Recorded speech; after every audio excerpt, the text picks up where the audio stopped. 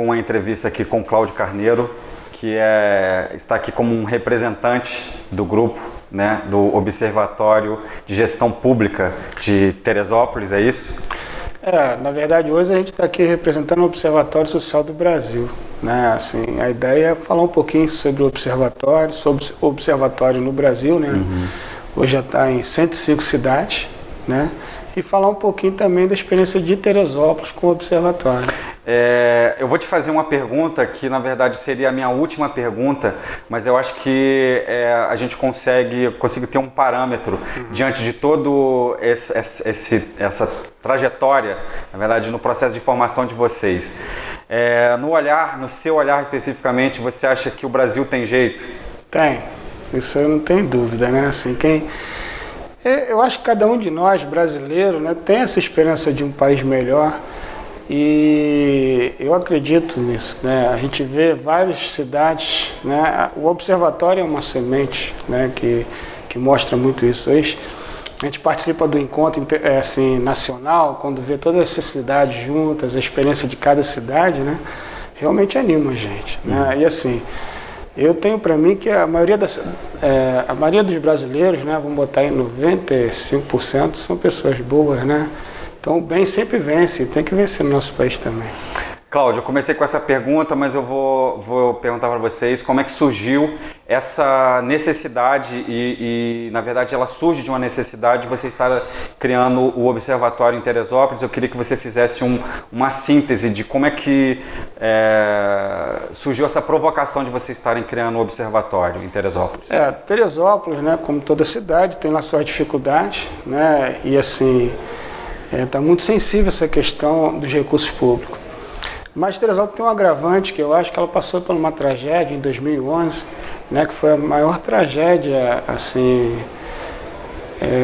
natural, né, uma catástrofe natural, né, do país, né. Naquela região lá morreram praticamente 980 pessoas, em Teresópolis 380, assim, contados oficialmente, aproximadamente. E assim, a gente lá começou a ver várias pessoas da cidade, né, o desperdício do recurso público, né, aquilo que podia ser bem bem investido, né, na cidade, para recuperar a cidade e confortar um pouco aquelas pessoas que perderam, né, seus parentes, perderam suas moradias, e aquilo não estava acontecendo, né. Então criou uma sensibilidade talvez maior, né, e uma necessidade de uma resposta para isso, né.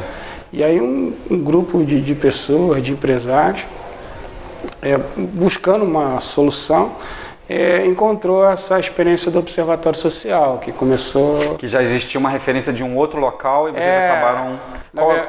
Qual era o local de referência para vocês? Olha só, a história do Observatório Social começou em Maringá, né? E começou em 2006. E depois evoluiu muito rápido no Paraná, né, e logo começou a ir para outros estados. No estado do Rio só tinha Niterói e ainda começando.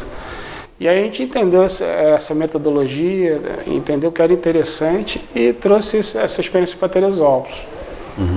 E aí vocês, voltando a essa questão dessa experiência de vocês em Teresópolis, vocês têm essa necessidade que acaba surgindo desse desejo realmente de fazer a coisa acontecer. Você fala da questão da tragédia e na prática, como é que foi, qual foi como é que se deu, na verdade? Vocês organizaram empresários e aí vocês... Durante um ano a gente começou a estudar, ver como que poderia implantar esse observatório. Precisa de recurso, né? Então a gente fez um plano de financiamento desse observatório, quem são as pessoas que a gente podia contar. E só aí que fez a implantação, depois de um ano. Então hoje o Observatório de Teresópolis está no seu segundo ano, né, de trabalho. Então nós trabalhamos 2015 inteiro. Segundo ano que você efetivo mesmo. Efetivo trabalhando. Formalizado, com os recursos, funcionando. Né? E assim, nossa experiência é uma experiência de 1 ano e 6 meses, vamos dizer assim, de trabalho. E assim, com bastante resultado, né? Em 2015, a gente gerou uma economia para o município perto de 6 milhões, né? Só com o trabalho de observatório. Então, assim, quando você me perguntou se o Brasil tem jeito, eu acho que tem, e tenho certeza que tem. mas de uma forma mais organizada, né? O Observatório Social ele tem um lema seguinte: indignar-se, mas com atitude, né? Então a gente precisa realmente ter uma atitude, né? E essa é a questão do controle social, da sociedade, entender que ela precisa participar, né? Porque a nossa sociedade ela é muito reativa. E a gente precisa migrar de uma sociedade reativa para uma que participa, né? Então também é uma questão cultural que a gente precisa... Essa era a pergunta, uma das perguntas que eu ia te fazer, como é, para você hoje, aí fazendo um link em relação a essa primeira pergunta que eu te fiz, o seu olhar em relação assim, hoje se coloca muita culpa, na verdade, no político em si. Isso. Esse político que ele está ali, que ele não exerce, na verdade é nivelado por baixo, né? Todo político, de certa forma, ele acaba sendo nivelado por baixo. Qual que é o seu olhar em relação à questão do político, desse político que está lá, e como é que você pode avaliar a participação da sociedade, da comunidade? Como é que você vê isso? Então, assim, eu acho que hoje a gente tem um dilema cultural, né? Por exemplo, tem aquele político que ele acha, a partir do momento que ele está eleito, ele pode fazer qualquer coisa, que aquele dinheiro não é dele, né? Ou não é dele, não é de ninguém, vamos supor, mas por outro lado a sociedade tem que entender que aquele dinheiro que financia, né, uma prefeitura, uma câmara municipal, custou o suor de muita gente, né, porque o imposto é isso, é o suor de muita gente. Então, eu penso que tem que se caminhar para isso. Primeiro, aquele político eleito, ele tem que ter a consciência que aquele dinheiro custou o suor de muita gente. E nós, como cidadão, temos que entender que aquele dinheiro, aqueles recursos também é nosso. Né, que a cidade é nossa, a gente tem que ter esse empoderamento. Então, essa questão de mudar de posição de cultura é que eu acho que vai fazer toda a transformação da sociedade e do político. Né? À medida que a sociedade vai se transformando, uma sociedade que participa mais, que cobra mais, né, o político também começa a dar sua resposta. Né? Então, assim, essa mudança que eu creio e acredito que vai acontecer.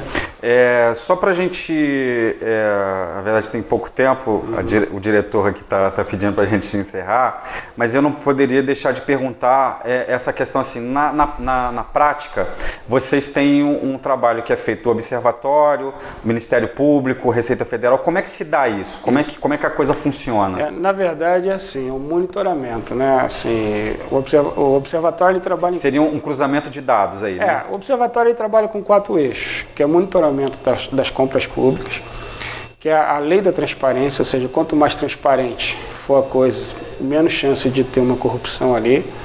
Né? A questão de cidadania da sociedade, então um trabalho também voltado para a mudança de postura da sociedade.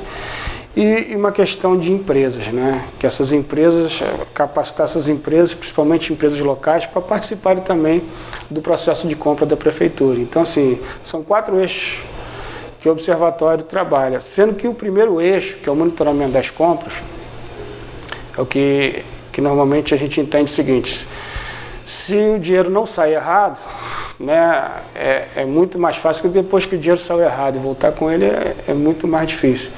Então, esse monitoramento justamente para que esse dinheiro não saia errado. Então, quando você te fala, olha, Teresópolis, em 2015, nós conseguimos economizar 6 milhões para a prefeitura, né, para o município. O que são 6 milhões? Ou seja, o dinheiro não saiu errado, ele ia sair errado.